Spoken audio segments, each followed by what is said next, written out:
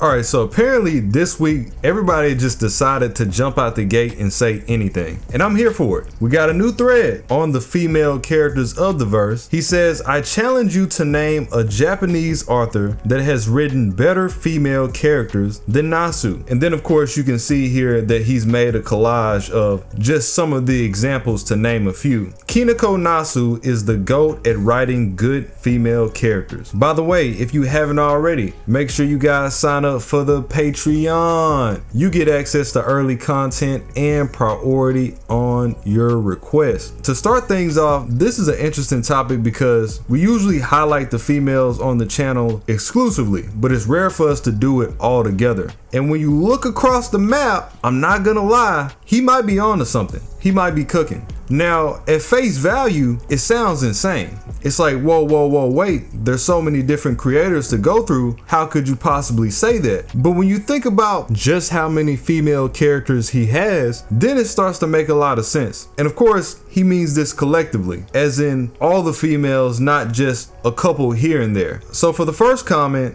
I mean, it also helps that 80% of the more important characters in each Nasu work are female. The female characters in each Nasu work drive the plot, are the center of the plot, and without them, the plot just wouldn't work. Hell, even in Tsukihime, almost every character is female. It's only Shiki himself and the villains, Roa, Nero, Vlav, and Cap Shiki that are male. And I guess Arahiko too. But Arahiko is also a relatively minor character. Spot on. And this is what I mean. Not only are there so many female characters to go through in the Nasuverse, but they're literally everywhere. So if you were to compare it to the average series, which let's say the cast has about 20 characters and it may have 5 good females, and those 5 females could have been superb, but even then there's just not enough people to even put up the argument, unless you want to glaze super hard and say one of their females is equal to 5 of Nasu's characters, which, let's be real. Meanwhile, I can think of 20 good Nasu females off the top of my head. And going back into the same point that this guy was making, if it wasn't enough that Nasu makes really good OC females to begin with, you got the gender bends. So a lot of the characters that weren't supposed to be females are female too. And a lot of them are good. Stay Night is a harem. Tsukihime is a harem. FGO is the ultimate of harems. You can't get away from them. Tiamat, Draco,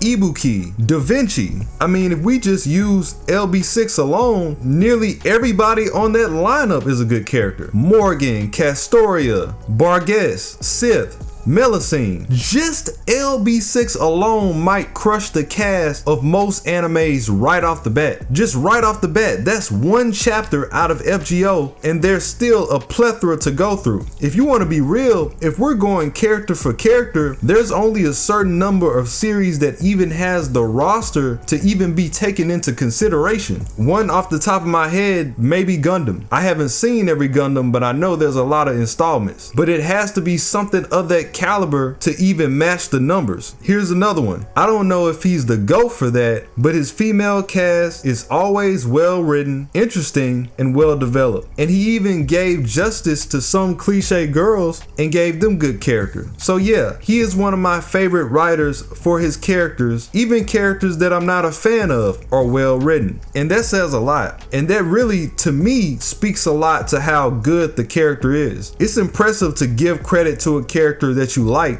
but everybody expects that, right? There's no surprise there. If you like them, you're gonna give them more favor. But it's far more impressive to give credit to somebody that you despise. And even in hindsight, if you take a step back, you still have to say, wow, I may not agree with that character, but I'd be lying if I said they didn't do a really good job with them. That's just what being someone memorable is. If we were to just take the collage by example, you know, when I see Ilya, I think about how by design she's a homunculus. That alone makes her very different from most females in any anime. And so the feminine aspect in a way is suppressed. And I know that's supposed to be one of the most important elements, but it works for Ilya because it lets her dial in on a lot more serious aspects like the Grail War and her connection to it, or the bad ends and her relationship between her, Shiro, and her father. I still find that presentation to be really impressive because a lot of people don't come out the bag the way that she did. She was truly transparent that she was pissed off about that. You know, normally you might see somebody scream, "I hate you," and just run into the other room, but in the scenes that she's involved in, she really gives the whole thing. When you think about people like Ren, the situation that happened with her parents from the time that she was a child, knowing what happened to her sister and not being able to do anything about it, getting raised by her father's assailant, being an overseer to all of this land, being a prospect to one of the greatest figures in the series. Sakura, same thing. I told you guys before, I can't stand the trope of Sakura's character. The damsel in distress, the woe was me girl. I usually turn my nose to that character, and I still love Sakura because in my eyes she makes that position so much more, and it never feels like it's only that, especially considering Heaven's Feel when she finally gets her turn at the wheel and everything starts to come to the surface. The complexities of mixing in Angra and Zoken and completely turning the story on its head. How many females do you see have their emotions manifest as a conceptual being and that be a driving factor to the entire story?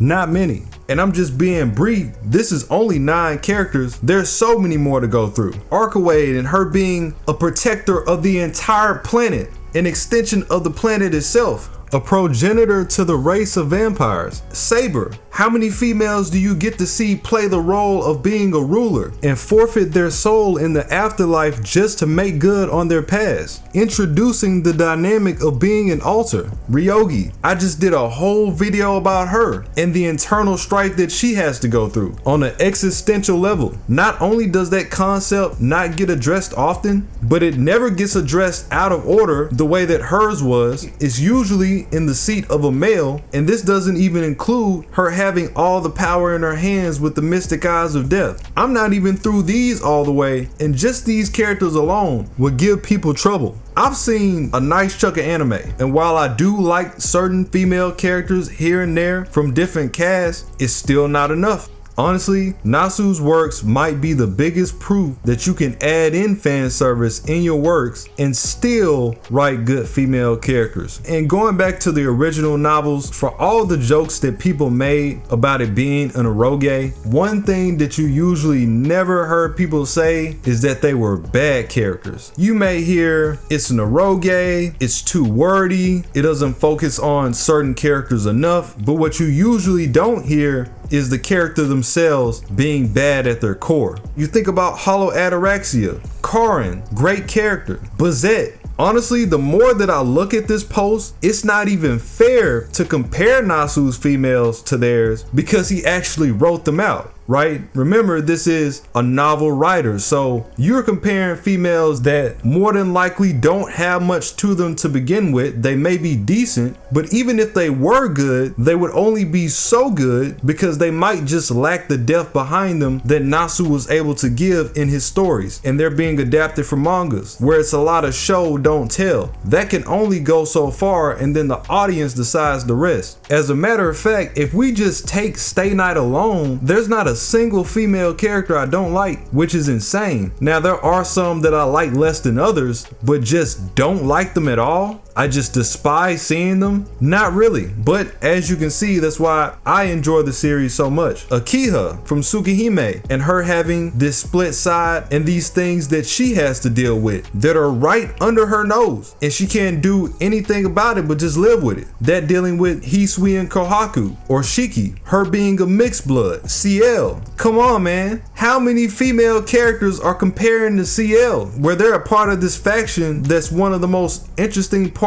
of the story, and she's not just a head in the faction, she's not just there to count numbers, but she really matters. She really hunts down some of the greatest enemies that they've had to deal with on record. That's coupled with her having a great background as being one of Roa's bodies, that's coupled with the trauma that she had to deal with along with the church, and then in addition the relationship that she has with the main character where she shows off and influences him as well. And then Toko. I don't think I've seen anybody say anything bad about Toko, and I generally don't see that for the Awazaki sisters, period. Somebody who was supposed to have it made snatched right out of her hands at the last minute, and she still found a way to make it to the top. Still ended up being one of the best mages on paper in the verse. That's insane. And this is typical for Nasu's characters. This isn't even a marvel. You just get used to seeing good female characters. At this point, I would be more surprised if I didn't see it. Then I'd be shocked. If I were to take just this collage alone, this smashes the cast of most series. Not even being biased. This doesn't have Sion. It doesn't have Alko. Are you kidding me? Doesn't have Ayaka and Monica. Every female is good.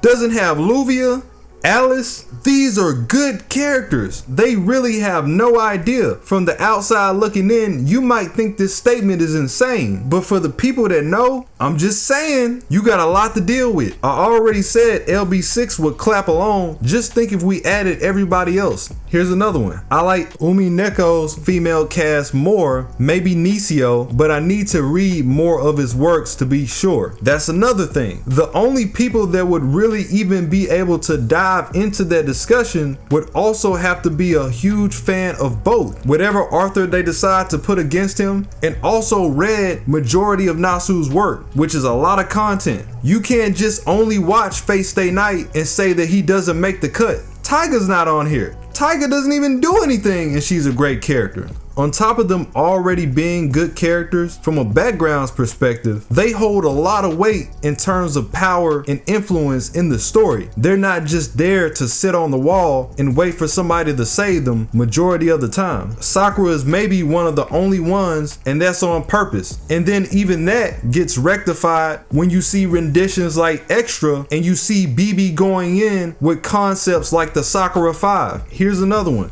A lot of them. Nasu writes some great female characters, but he himself has stated that a lot of his female characters, while physically strong, end up relying on weaker male characters when dealing with emotions and bad mental states. And there's nothing wrong with that. It's on the man to be the champion for the female anyway. That's the way that it's supposed to be. So I'm not looking down on a female for going back into her natural state. I'm just saying that it's a beauty to see females be more than just cosmetic. But you're not finna sit here and tell me that these casts are comparing to Nasu if they're sitting around not doing anything and they're great characters because they finally decided to stand up for themselves. Oh boy, you have a lot to learn because Nasu's characters are doing all of that and then some. You see what I mean? I don't recall what interview that's from, but you have a lot of times where it's in the reverse, where the female is coming to save the male. He has a very high preference for female characters to begin with. Here's another one. Why is Alko not on the grid? Probably his best written female character. Yeah, Alko not being on the grid is insane, but let's be honest, it had to be somebody. But she doesn't have to be on the grid. Everybody knows. Everybody knows that seeing her character that she's a good character. What's understood doesn't have to be explained. I haven't completed many of these series, but in my head, I'm thinking maybe Oda would have the cast to combat it. JoJo, it has to be something that's ongoing with a lot of powerful female leads, and a lot of shows don't have that. Here's another one. Too many females in the Nasuverse, but there are authors with better females. I never denied that. Nasu only beats them because he has too many. Okay, this is the biggest level of cope that I've ever seen, but I don't disagree with him. He's right, and I said that earlier. There are probably better females, but there's not enough. You can't get mad at Nasu because he's put out more content. He's just put in that work. Now you're trying to use it against him because he has a lot of females? Just hand my boy his crown and be done with it. Frankly, I don't even like most of Nasu's girls, though some like Shiki stand out among the shaft. I think what people like less is the way that Nasu story tells. So when he starts talking about a particular person, that's usually the male, everybody else starts to get pushed to the side in his older content. But when the female is in the seat,